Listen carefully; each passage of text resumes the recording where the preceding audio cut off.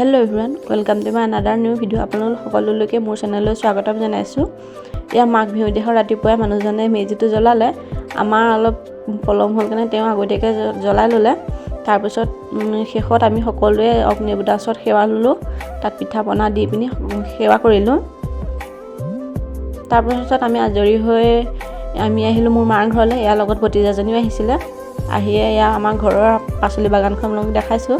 সৰুকৈ এখন পাচলি মাহঁতে খেতি কৰিছে, তাকে আপোনাক দেখাইছোঁ। এইবোৰ ৰঙালাও, জাতিলাও দেখিছেনে?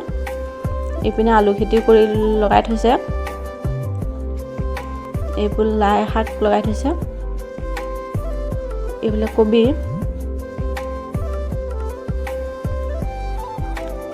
এয়া তাৰপাছত মই অলপ ধনিয়া কেইডালমান ছিঙি ল'লোঁ।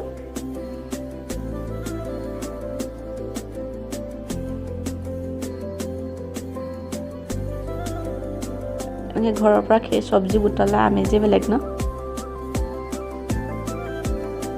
এয়া দেখিছেনে বিন জলকীয়া লগাই থৈছে। ইয়াক ক'ৰবাত এটা এটা লাগিছে। ঘৰৰ এনেকৈ কাষতে জলকীয়াবোৰ লগাই থৈছে। এয়া ভতিজাজনী আৰু মোৰ ভাগিনীজনীয়ে খেলি আছে, দুইজনীয়ে লগ হৈ। এইবোৰ বিজ জলকীয়া পকি আছে। বিজ জলকীয়া খাই কোনে কোনে ভাল পায় জনাব, মই বহুত ভাল পাওঁ।